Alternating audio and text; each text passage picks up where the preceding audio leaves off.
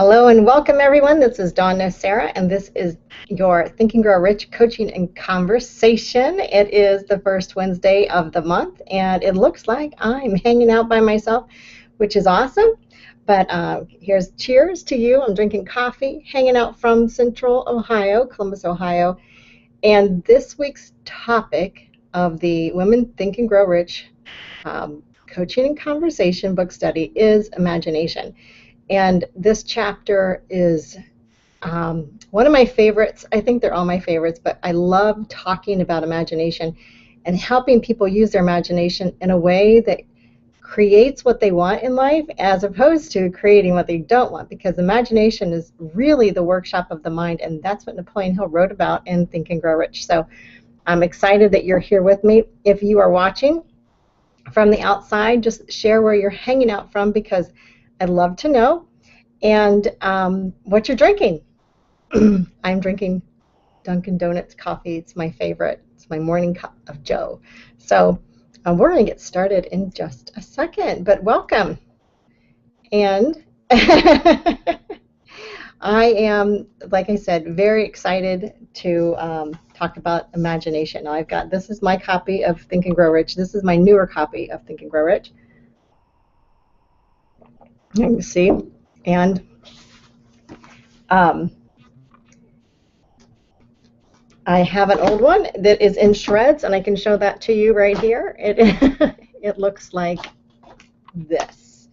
This is my original copy with the chapters that I can individually pull out, not on purpose, but just from using it so many times. The binding has broke on it. I've got notes in it, and I hope you have notes on yours too. If you can really look at that, I've got so many yummy notes in it. But here's the deal. The reason why you want to listen to this is because there are so many people that are reading Think and Grow Rich, and they haven't quite gotten it. They haven't manifested what they want. And when you get these chapters, it becomes very easy to use them in sequence so you can create the kind of life that you want. And there's reasons why we don't get what we want. And oftentimes, I'll just throw this out there right away, because if you start with the first chapter, the first real meat of this is about desire. And oftentimes we're not aware of our real desire, our real values in life. And when you really get a hold of that first, then you can manifest what you really want. Because sometimes we use these external things that we want, things out there, to represent things that we're trying to find within ourselves. And looking at yourself in a way that says, my desire is maybe to expand, or my desire is to grow, then this book becomes really powerful when you look at it that way, and add on top of that you are purposefully manifesting money. So that's my thoughts on that, because most of us women haven't really discovered what we really and truly desire in life. So this chapter is on imagination, and we're going to use our imagination. I'm going to flip to my notes here, because I have notebooks of notes. But most of us as women are not using our imagination in a way that supports us and supports our business, and that's what we're going to do today, because you have to use your imagination in a way that supports you. Napoleon Hill says, very first chapter in this book on imagination, this chapter on imagination, is the imagination is literally the workshop wherein are fashioned all plans created by man. The impulse of desire is given shape, form, and action through the aid of the imagination faculty of the mind. It has been said that man can create anything which can be imagined, or which he can imagine. I like to say, it's been said that a woman can create anything that she can imagine. And I also believe that women can create anything that we don't imagine. We are creative beings. Sometimes I think that is something that we have an advantage over men, in the fact that we can create life. We can't possibly imagine that sometimes. So Hi, Robin. So glad that you're here. Hi, Dawn. And it's okay that you're coming in with San's video. So, 'cause I understand Thank it's you. 6:30 in the morning where you are. Yes, it is. And it was funny because the Google invitation said that you changed the time, and I thought, oh, it's going to be later. So then I'm like, oh no, it's right now. So sorry, I'm a couple minutes late. Well, I tried a new thing out this week, and that was, or this month, and that was and I took this from you and Robert McPhee. You're changing the date and the time on a previous hangout on a previous event. Yes, Yeah, so and I thought that would make it so much easier as opposed to constantly recreating the same thing. So you'll see that yes. again for next month for Good. everybody. Yeah, is easier, huh? Yeah, well, it's easier for me. I don't know if it's easier for everybody else because I had the same thing when I got somebody else's invitation that said that they changed the time, and I kind of scratched my head. I'm like, why are they changing the time on something that they're going to do every week? And that's really confusing. It's sending mixed messages to Yes. me. However, we're going to do it this way right now because, um, yeah, we'll see how it goes. Okay. I think that it may have created that same thing for my people this week too, but I'm so glad you're here to listen and chime in and have conversation about imagination because I know that you always add depth of conversation and depth of consciousness to every topic that we talk about. So Oh, thank you. this is going to be good. Yes. And so I just started out with just reading that very beginning chapter about how we can create anything. And one of the things that I was talking about, kind of leading into this imagination, is that as women, sometimes we can't even imagine ourselves as parents. Uh-huh. And all of a sudden, we create children that Yes. and they are so much not like what we imagined when we were thinking about how our kids are going to be. We could never imagine that. So when we're thinking about imagination, and as women, we have to really take into account that we have a different experience of creation than men do. Mm-hmm. And it's very different. And it's very co-creating, right? Because what our plans are for our children and then what the universal plan is for children is totally different, but it's always a perfect co-creative experience. Always. It's always a perfect co-creation. So as women, we have an ability to give ourselves more freedom to create more creatively. And again, men may be more directive and need to see it to be a certain way, and that's the only way. And oftentimes that plays out in their parenting too, if you've noticed that with some men, not all of them, but some men tend to think it has to be black or white. My kids are either this way or this is the only option. Uh-huh. there's no room for that, you know, that wonderful expression of how do our kids show up? Because we can dream about having um, a dark haired, like you know olive complexion baby. I married an Italian man, and I thought my kids would all have that, some kind of Italian. Uh-huh. Yeah.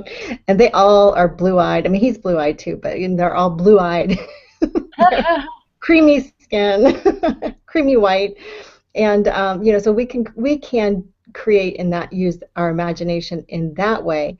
But what Napoleon Hill's talking about is using our imagination to create our business, to create the life that we want, and most importantly for this conversation is to create um, space for ourselves to grow into the most fulfilled expression of who we are. And I'm going to put that in there because he did not speak about that in Think and Huh. Grow Rich. And he mostly spoke about in Think and Grow Rich that the imagination we can well he talks about how we either use the imagination positively or negatively. Like we can use our imagination to create images of peace and freedom, and most people use imagination to create images of fear, the worst Yeah. possible case scenario comes up before the limitless possibility. And this is something that we can train our mind to do. It's really important to practice training ourselves to think and use our imagination in the way that we want to use it.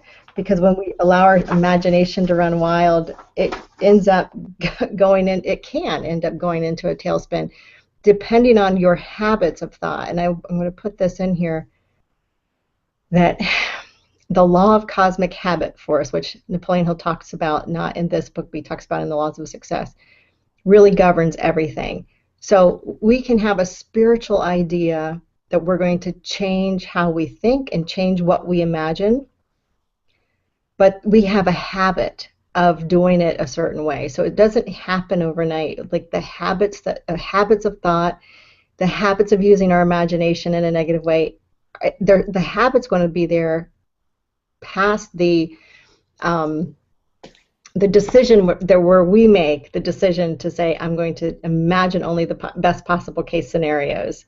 But what I have found is when we're creating that shift from the habit of thinking negatively or in imagining the worst possible case scenario, if that's the habit, that hasn't been my habit.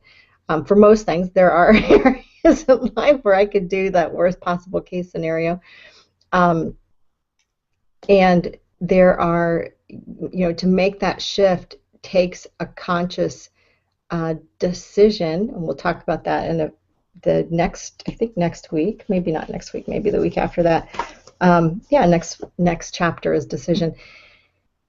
We can create a ritual. For me, ritual really is the thing that helps me change habits and release the cosmic habit force, releasing myself from old ways of being and all old states of being. So like the old vibration that I was in holds you into that new bright. But when you're reaching for a new place and you're reaching for a new idea and you're really moving forward and you have in your mind that this is the way it's going to be, or this is the way it is right now, like if you're using your imagination the way it's meant to be, you imagine it kind of happening right now, the best possible case scenario right now.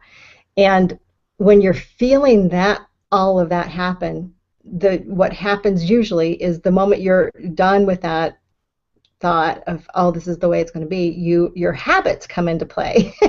The habit of thinking, oh, well, that was just, that didn't work. Or just because I'm visioning this, it's not going to work for me. Or just because I can use my imagination positively, it's, those are the doubts and the fears and the old habits that come into play to start, getting you into a downward spiral. This is where, kind of ritual. And when I think of ritual, it could be something as simple as, and we've been talking about this a lot lately, breathing and into the ritual of appreciating yourself for feeling those feelings and feeling those thoughts and just saying, I made a decision. The ritual of being conscious to the decision that you made is powerful. Oh my gosh, that's huge. I'm really feeling that. It's so apropos for me this moment because I've been working with other people and myself with the imagination of creating, and it's so easy to create an interesting, a fun, a vibrant scenario in your mind. But then, I didn't ever put it into the category of like habits of thought are what take it down, and they do. And then I never saw that ritual could be a way to establish its ongoing life as the imagined possibility. That's just really amazing to ritualize it. Thank you. And well, you're welcome. And I'm only sharing with you the things that work for me. Yeah. Because there's other, and habits are hard. Well, they're habits. Yeah. They're in our subconscious mind. It's what we're programmed to do. This is our programming. Our habits are our programming. So what you do habitually, and it shows in the outer world. It shows here, right? The habits show you how you're programmed. Mm-hmm. And we want to become, we want to create a habit of maybe even being on video, right? So, creating a habit of being on video and being comfortable with it. We want Yeah. to create a habit of being a great coach. We want to create a habit of, we want to create a habit of maybe eating differently because we begin to really self-appreciate, right? But what happens for me personally, it comes down to, I can't force it. It can't be about willpower. It really has to be about this ritual for me, is creating a ritual around the transition, moving from an old habit to a new habit. And the ritual kind of holds it into place and holds it into like a sacred space. Like I am honoring my transition from an old way of being to a new way of being, as opposed to forcing myself to go out and beat the pavement if you're wanting to become a runner and you're not a runner, but holding that space and saying, I'm honoring my transition. Yeah. And it becomes a heart-based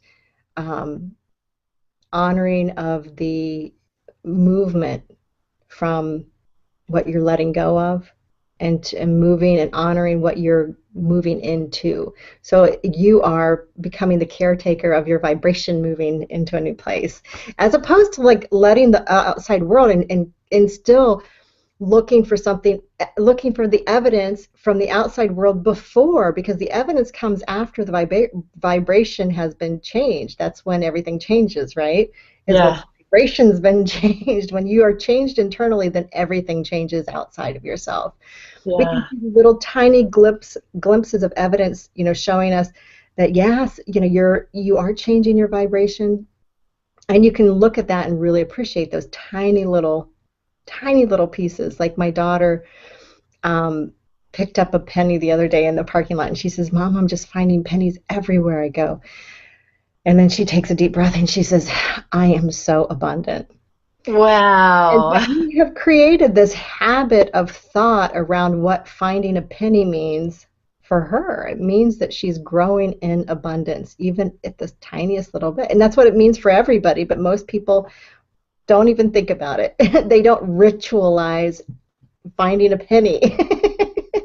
Changing the vibration of what does that mean for you. And it's the same thing about, we can do the same thing for everything. Changing our thoughts, moving into a new vibration or new way of being, is about releasing old patterns and embracing the new. And it's a constant refreshing of who you are, and refreshing and updating and expanding. And for me, ritual, and just the word ritual, feels so much more honoring of my soul than even habits, right? So, I mean, the habit is the habit, but you're creating a new habit, a new way of being, a new habit of being yourself through the ritual of honoring when you are feeling the most authentic, and honoring when you are speaking your truth, and honoring when you're doing the things that feel in alignment with the the vision, going back to imagination, that you are imagining for yourself. Yeah. So, Wow, it's really beautiful.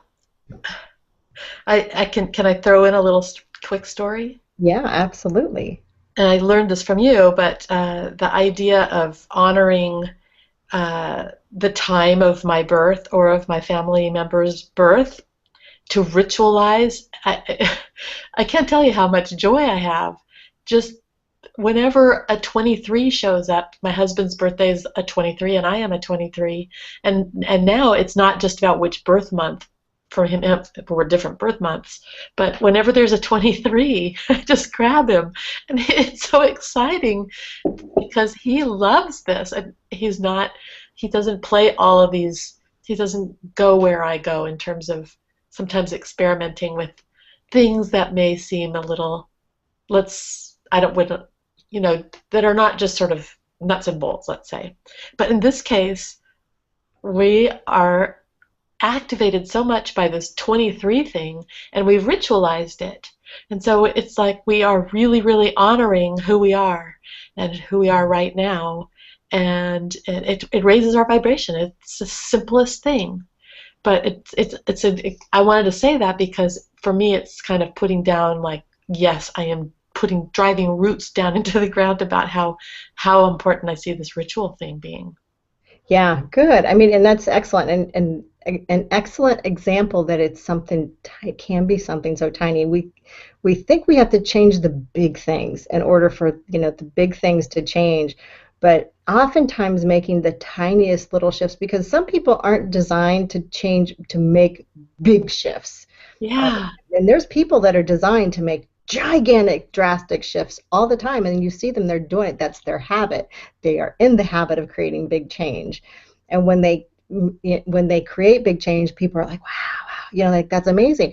Then you see these little tiny people that you almost don't even know, not tiny people, people who shift in tiny movements, Mm-hmm. who you look at them and you think that they've made an even bigger change than those people who've made those big shifts, because you didn't even notice that they were shifting the whole time. They just kept shifting, shifting, shifting, and creating little tiny changes, and all of a sudden, like they do explode, but their explosion is into your awareness, not their explosion into their realm of existence. So It's delightful. I really love and this. let's talk about that 23, practice waking up at 23 after the hour. That'll just totally rock your world. I wake up at 11. I try to wake up at 11 after the hour all the time. I set my, if I'm waking up at 6-ish, I'll wake up at 6:11, because my birthday is 7/11. If I could sleep at 7/11, I would. Yeah. I would totally do it. And I had a girl that I was talking to about this, and she had always gotten up at 5:30, and her birthday was 5:26. And she's like, I just made that 4-minute shift of waking up 4 minutes earlier. Huge transformation for her, because now she became somebody who really honored herself in that way. So we can use our imagination in all amazing ways. And a couple of things that are we finished with that thought about the ritual? Because I think it was important, but understanding that when we're thinking about imagination and going into it kind of sets you up for understanding that, and everybody who's watching this, understanding that what may be really easy for you to change your thoughts like that, you can help somebody else change their habits of thoughts by helping them create a ritual around it. And sometimes in sports, and when I was helping athletes, become better performers, we'd create triggers, success triggers. Yeah. And anything can be a trigger. You can be triggered to succeed, or you can be triggered to get really pissed off. We have triggers all the time, but when you consciously create your ritual to get you into a state of mind, that's called a success trigger. Yeah. And that's really a powerful thing. And for some people, like for batters, if you're a baseball player, like they have rituals, they don't even know about it. Hitting the bat on the plate 3 times before they get in their stance, ritual. You see them, they're creatures of habit because of the way that they have set themselves up for success along their way. By the time they get into the majors, they're very much creatures of habit. So when it's time for spirit to use them to do their magic, that's where spirit comes in, and they become these free-flowing birds that can jump up in the air and catch they shouldn't be able to catch the ball that's high, it's impossible, but they catch it anyways. They shouldn't be able to jump that high, it's impossible. Run that fast, it's impossible, but they do it because they've created little tiny habits and rituals around their tiny changes along the way, so everything clicks into place. Wow. Yeah, that's just awesome. I think what's happened for me this morning is that things that I'd heard about before have absolutely come alive with the way that you've described them. So thank you. Oh, you're welcome. You are welcome. So let me think what else I wanted to talk about with this imagination. That was kind of off of what Napoleon Hill, not off, but a nice added, getting us started here. I'm going to totally pull this page out. I'm going to read it right straight from here. This is my notes, but I want to read it because it's so important to share. So I'm going to read right from here. So it says creative imagination through the faculty of the faculty of imagination through the faculty of a creative imagination, the finite human mind has direct communication with infinite intelligence. It is the faculty through which hunches and inspirations are received, and it's by this faculty that all basic or new ideas are handed over to us. It is through this faculty that thought vibrations or influences from the minds of others are received. So he's saying that our imagination is so closely linked to our intuition. He's saying it's through our imagination that we're allowed to open ourselves to receive these messages. This is really important stuff. This is not what I'm writing. This is Napoleon Hill writing this. So it says it's through this faculty that one individual may tune into or communicate with the subconscious minds of others. Doesn't that feel good? I'm going to continue reading this because it's so important. The creative imagination works automatically in the manner described in the beginning of this chapter. This faculty functions only when the conscious mind is functioning at an exceedingly high level of intensity or energy, or vibrating high vibes. Yeah. For example, when the conscious mind is stimulated through the motion of a strong desire. He also talks about, the other strong emotions or positive emotions are sex, love, alcohol can help us create, stimulate our subconscious mind.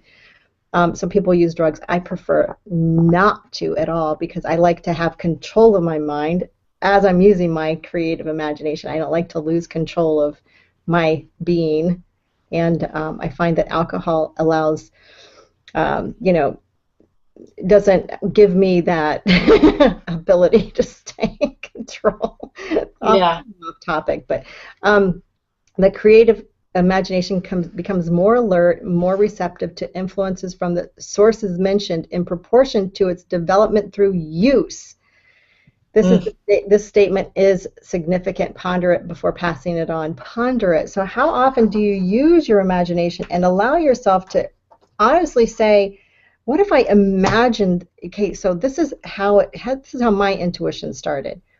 Imagining that I could actually hear the thoughts of others, or I could actually tap into the subconscious mind. Just imagining that I could do that opens the door to the ability to do that. Napoleon Hill talks about in other places, not necessarily in here, about how he used his creative imagination to create what he called his, Napoleon Hill. It was his higher self. He created this higher self. He used energy and focus, we'll say focus, and his imagination to create what he believed was his own personal spiritual Napoleon Hill. It was just his doppelganger in spirit that would go out and prepare everything for him before he ever did anything. Sales calls, parking spaces. Really? Everything. And I've done this for years. I have created, front row parking. That, like my kids, I always get front row parking. Lately, I haven't been doing it as much because I really want to walk more. Yeah. But if I'm in a hurry, I just, I need front row parking. Want front row parking, and I believe with my imagination, I see it, it's there when I get there. And my kids are always, we park in that front row parking spot, and the first thing that they say is, "Thank you, God, for front row parking." That's it.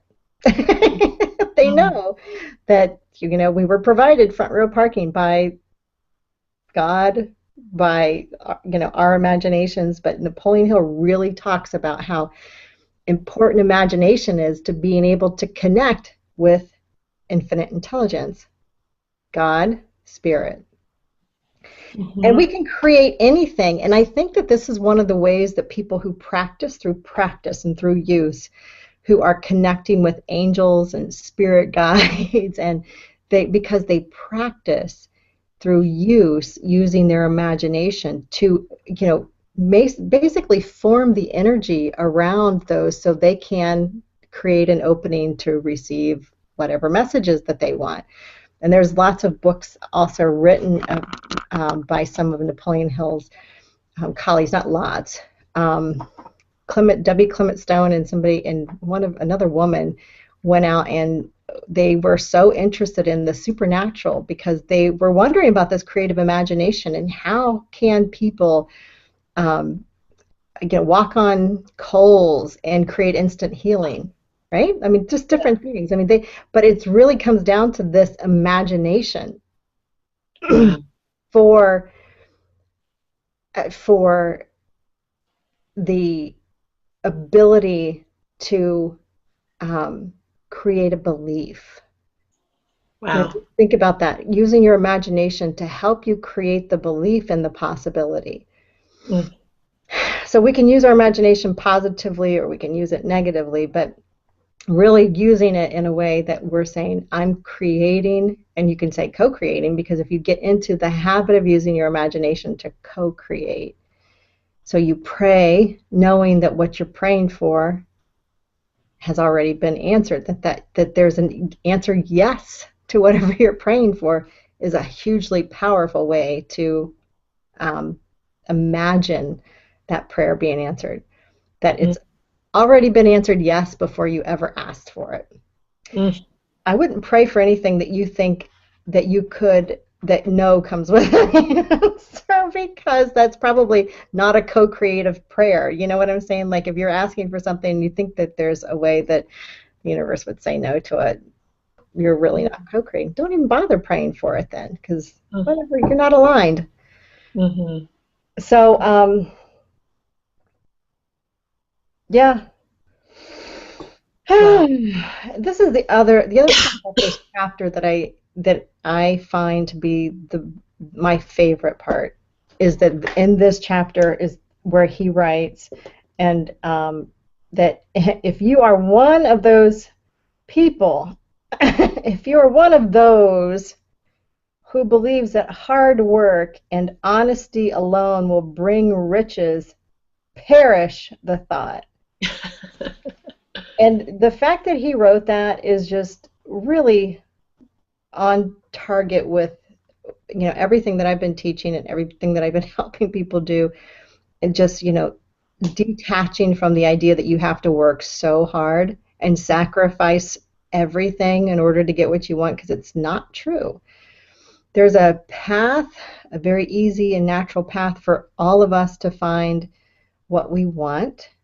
And that natural path is about us leaning into our natural expansions, like leaning into where we want to grow into, like leaning into the place that we want to grow will create, a massive opening for us to naturally take action as opposed to forcing things to happen. And that's my belief, and I found that to be so true. And there's sometimes where you want to work because it feels so good. You want to take action because that action feels like you're releasing all the energy in the world. Like you're releasing your creative juices, and that's wonderful and aligned action. But hard work, I know a lot of people who do a lot of hard work. When I think of hard work, I think of like the people who were digging in mines, the miners. I think of, and even today there's miners. This is not, and they use heavy equipment now, but they're still doing hard work. And I think of even farmers. But now here's the thing. So when I think of farming, because I think that is some hard work. My grandfather was a farmer, and he never thought his work was hard. He loved what he was doing so much that he thought everybody in the world would love to do that. So it had love in it. Yeah, and he took care of, I think 600, I can't remember how many acres, tons of acres, thousands of acres.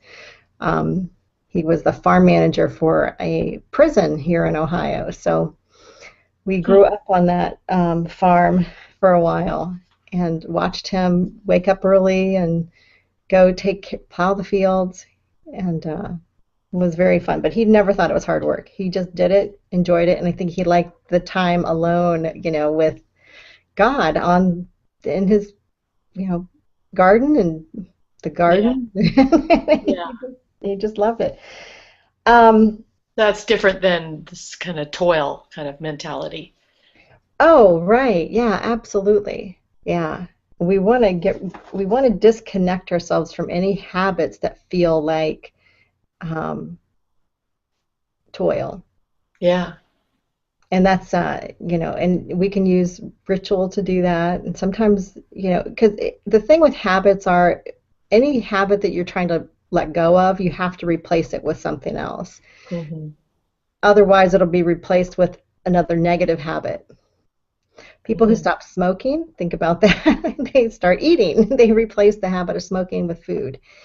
And, if they do it without conscious awareness, they might be able to quit cold turkey smoking, but it may be replaced with something else unless they are, um, really committed. I'll say commitment to, but if they're really committed to making that change. Hmm. Um, so the the last part that I wanted to talk about in here, and then we can just kind of get into a discussion about imagination, how we can use it for our business, is that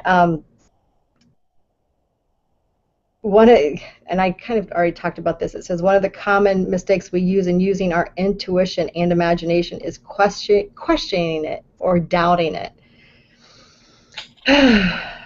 So as soon as we receive that intuitive idea and begin to build that imagination, that picture in our mind, and sometimes, and I'm finding this personally in my life right now, like I I'm receiving intuitive hunches, intuitive directions of where I'm going next, Hmm.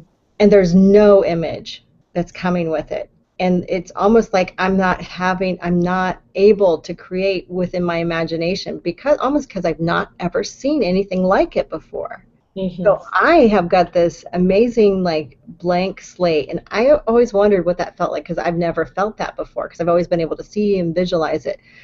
So when I'm talking about imagination now for me, and I love the fact that as I'm talking this out right now, I'm thinking, oh my gosh, my intuition is my inability to see it is causing me to move into my body and feel it. Hmm. So what does that feel like? What does it feel like when I'm expressing myself in this new direction? What does it feel? How do I want it to feel? So I'm using my imagination, but instead of creating an image, I'm creating a feeling. Yeah. Which the images for most people will create a feeling, and the feeling is really what's going to magnetize it to us. But I just got that, my intuitive hit for me right now was like, oh, my blank slate is all about creating the feeling, like not worrying about the image or the picture. It's really about creating that self appreciation that I'm growing into that feeling of it being perfect. Wow, how cool is that? That's like a segue from needing the step of being able to visualize it to having the reference that you can feel it in your body and will ultimately anyway from visualizing it.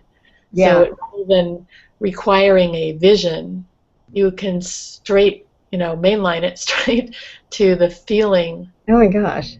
Yeah, absolutely. And I'm getting this like as a, like as we're talking about it, like like all these little pieces are clicking in for me about, and this is not the case for everybody. I'm going to, I'm feeling that this is my kind of, I've been wondering about what is the new way of vibrating. What is the new way of attracting for me because I'm feeling my internal shifts. I'm feeling that things aren't working the same way that they used to, and I knew that something definitely was shifting. But now now I have like a concrete image. It's still an image for me. It is because I'm seeing it rewiring from for me from being a visual to being in my heart, which maybe this is true for so many of you who are, if people are watching, maybe this is true for them too, that they are not able to create that image. They don't know what it looks like because for whatever reason. And we're, collectively being asked to move into move our imagination more into our vibration as opposed to the images that we're creating. Wow. Think about it, because that just totally dropped in on me. Like, oh, see, I love this because I really think Napoleon Hill helps me out when I'm doing these things. Like, I use my imagination to imagine that he is right here with me all the time, giving me those little intuitive insights, sharing with me like little pieces, that the hidden secrets. And I want you, I mean, everybody can do this. Napoleon Hill did this with his board. Mm-hmm. He created that board. And right now, when I speak about Think and Grow Rich, my board is Napoleon Hill. Mm. He was the author, and so I'm feeling, and there's a lot of things that he tells me that he not missed, but they're hidden in there, they're written in there, but unless you're really consciously aware of reading from a place of contemplation and conversation, having these conversations, you can really miss them. Yeah. Okay, so Wow. He writes in here that when we go into questioning our imagination as being good or bad, that's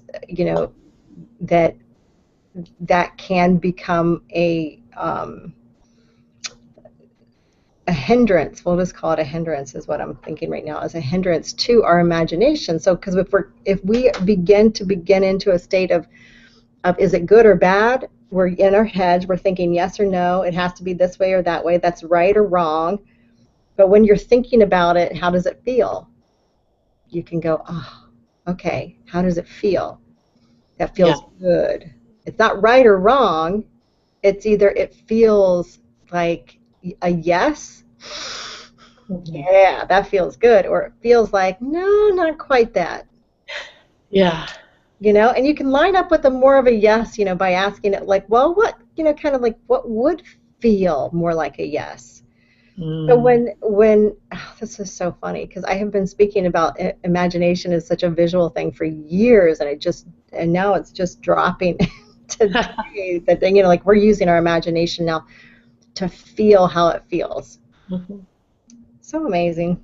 I love the work I do. Anyway, so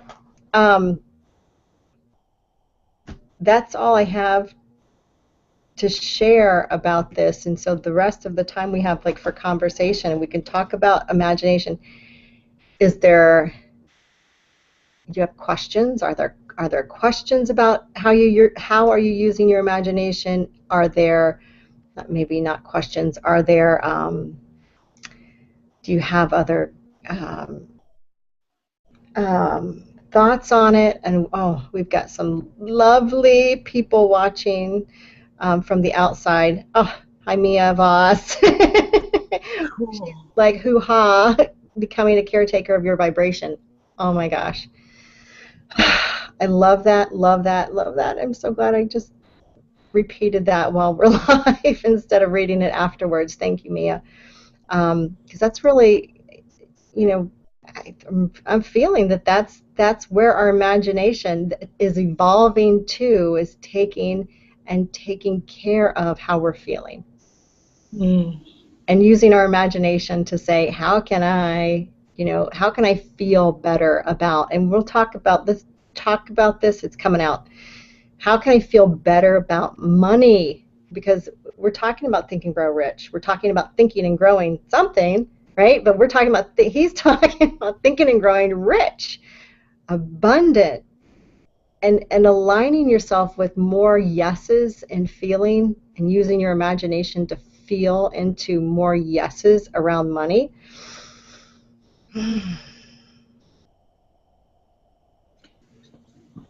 How does that feel? For me, that feels awesome. Yeah. Me too.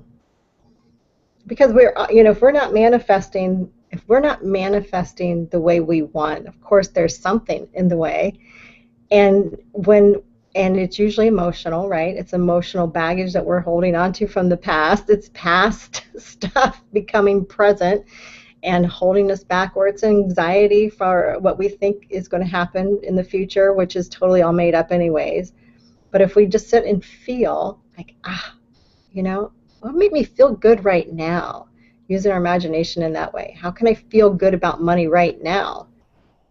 Creating a space and opening for you to to attract another opportunity for you to feel good about money in that space, and growing exponentially in the feeling good about money.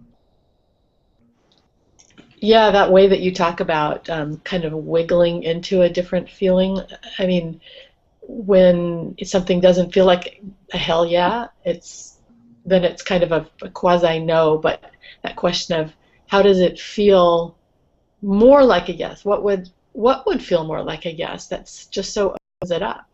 Yeah, and it's not, we're not forcing ourselves. Like this, forcing things is definitely not the feminine way of creating.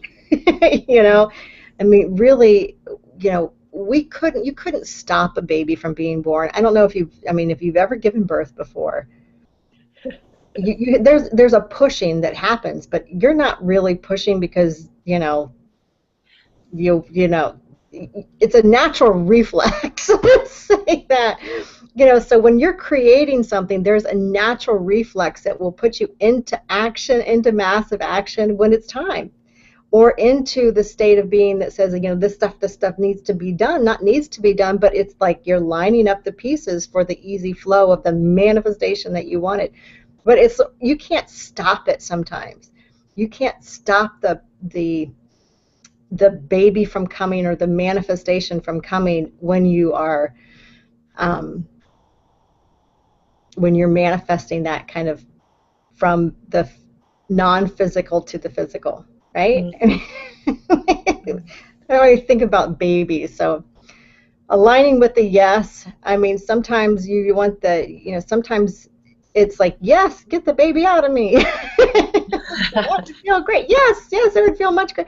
But, and I don't want to make this about pain, but sometimes we do feel pain and we doubt. I'm thinking about motherhood. I doubted, whether or not I'd be a great mother. I'm an amazing mother.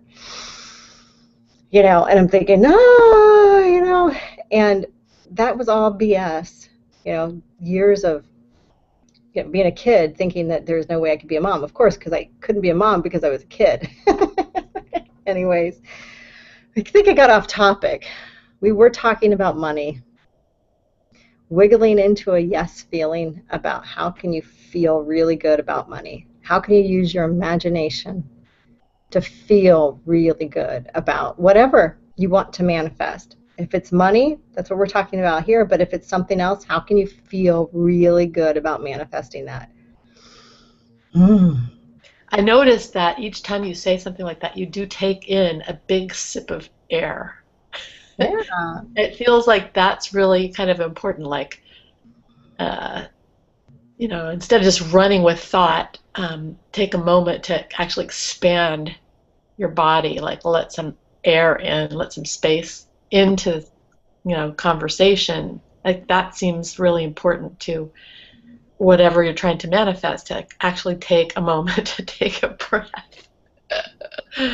Yeah. That's speaking to me. It is like, it's so very important to me to take breaths, because I think sometimes I forget to breathe, and I think I'm not the only person who does that, and it's become a very important part of my life.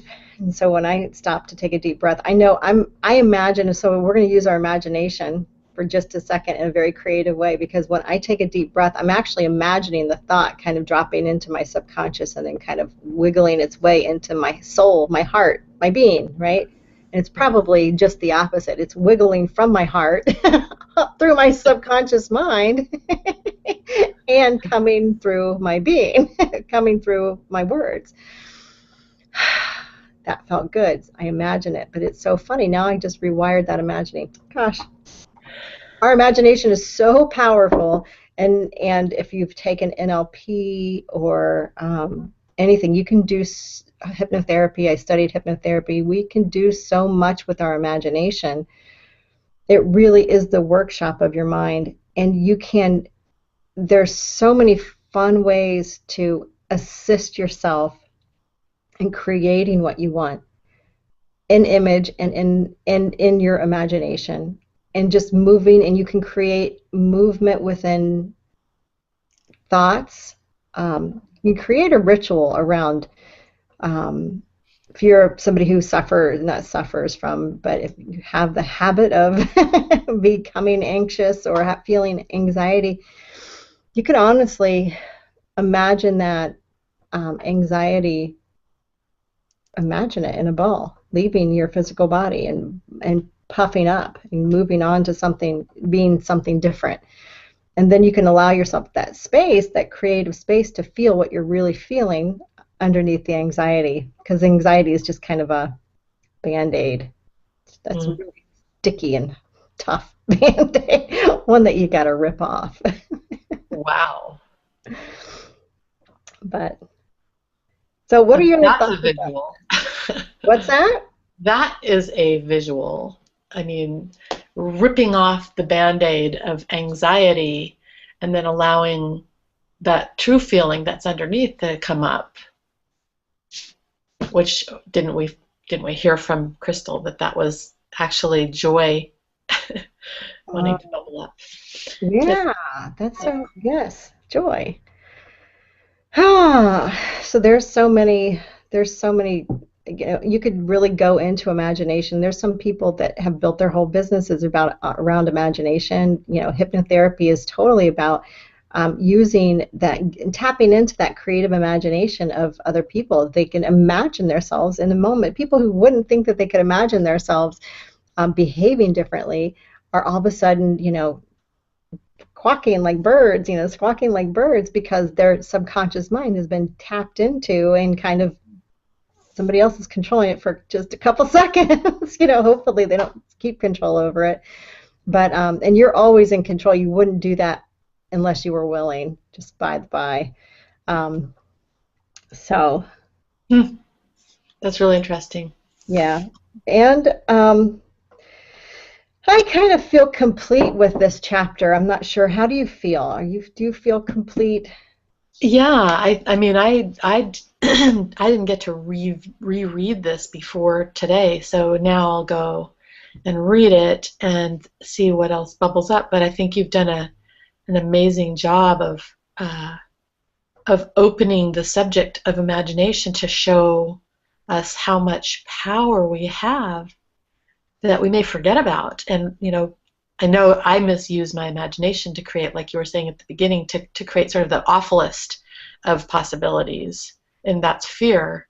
But or creating something that I do really want, but then allowing those thought habits to say, what are you thinking that for? That's ridiculous. That is never going to happen, or whatever. And then being able to ritualize around that to actually, it's like planting some seeds and having some gopher come and eat them right away, or I guess they eat roots, but just like planting a crop and then like letting it get deluged right at the get-go by not taking a few extra steps and ritualizing it, but taking a few extra steps to make sure that it can grow.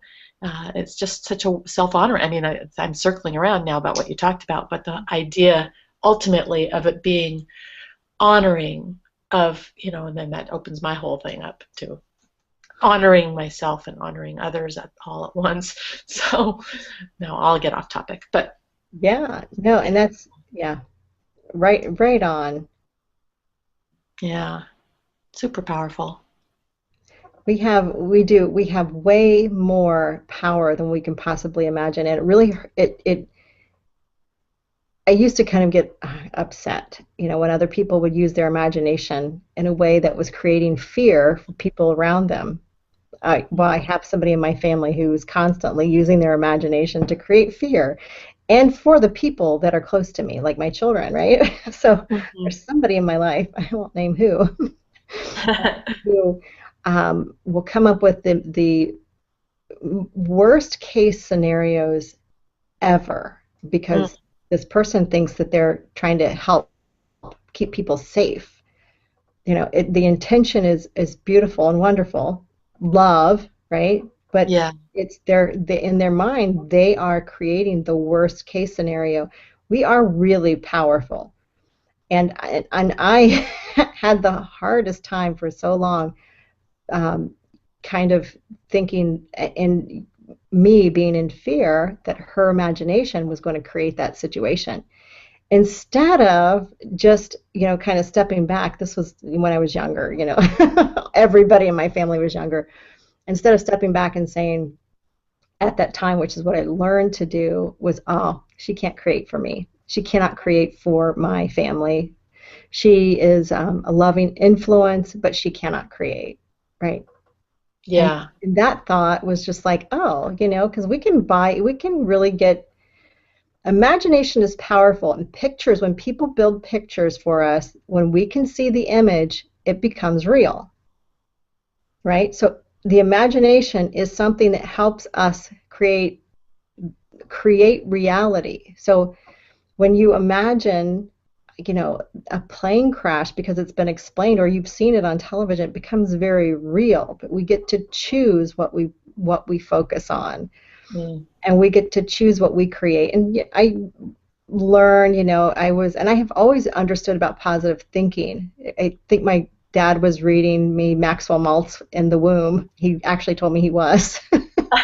Psycho He was 7. reading Maxwell Maltz to me when I was in my mom's belly. Oh, funny. But that's kind of off topic, but it's kind of funny. Anyways, we create, so people are creating images for us. I've always known that, but I wasn't stepping into my own power, going, oh, okay, they can create an image, but that doesn't mean my subconscious mind has to hold on to it, and it really doesn't mean that my baby's subconscious mind will get a hold of that either. And we began to create well, that's ridiculous, kind of, uh, what was that, Monty Python type of scenario to kind of really dissipate the energy around the fear that was coming with the images. Like this is, like imagine, don't go to the beach without your shoes because there's, don't even go into the ocean because there's jellyfish and they'll suck you, and you'll die. Like, Yeah. you gotta be kidding me. This is like nuts. But we created a kind of a fun little ritual of, like, yeah, nowhere, and bring a basket of goodies. Yeah. Make it into a totally different, like the worst case scenario, but bringing the best case, possible, you know, bringing us a lunch, a picnic lunch on the beach, Godzilla, and protecting us from all of the jellyfish, right? So we're just using our imagination in a very powerful way. That's the end of what I want to say about imagination. We are so powerful, and using our imagination. One of the other things that's been powerful to me, this is just coming up as like the last note of imagination. We wrote about this in the book, Seven Keys to Freedom, which is sometimes we use our imagination to think that we have, we can use our imagination very creatively when we're put with choices. Like, say we have opportunities because we're attracting so many opportunities. We've become magnetic, we're magnetic. We're attracting all kinds of wonderful opportunities for us.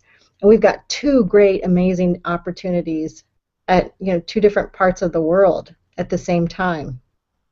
Say we live in Ohio and we're invited to an all expense paid trip to, New York City, and an all expense paid trip to San Diego, right? Two amazing things. And you really want to do both, or say that one's a trip and one's a birthday party. One's a business trip and one's a birthday party. you can actually use your imagination to feel yourself experiencing both. Imagine yourself doing both things at the same time.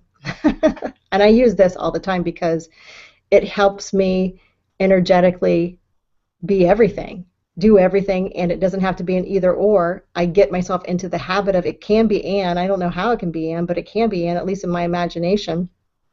I can be two places at once. So it helps me use my imagination to open up even bigger possibilities, but it also allows me to feel myself in those places and feel which ones feels like a bigger yes.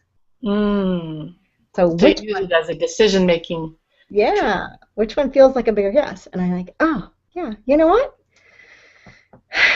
The birthday party is my child, which I have a commitment to them. So I will be staying at the birthday party. Or if the birthday party is somebody else's birthday party and, it feels like a bigger yes to do the other thing, then I will feel like it does, I feel the yes into that. So that was the very last thing that I wanted to share. What we can use our imagination to help us create the and scenario, which we talk a lot about. It doesn't have to be either or. It can be and that opens your mind to endless possibilities for using your imagination creatively. How can it be and?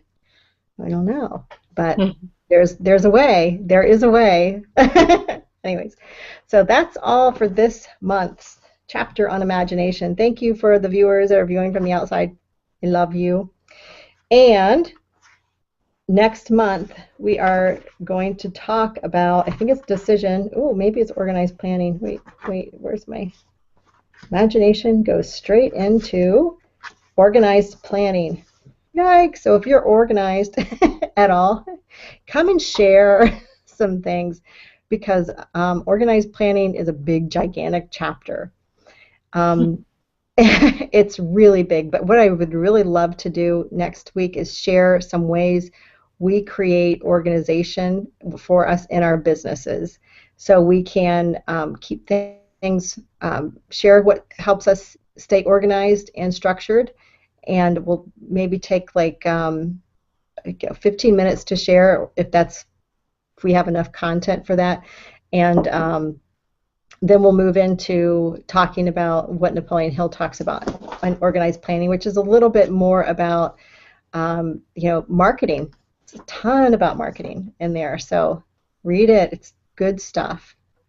I will see you next week, and if you are watching this and you still don't have a copy of Think and Grow Rich, you can get a PDF download at, you have to go to www.donnocera.com/TGR, Think Grow Rich, and just enter your email, and you'll get an automatic PDF sent to you of the Think and Grow Rich, the original.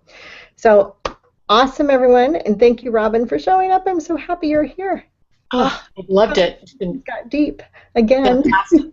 Yeah, just great.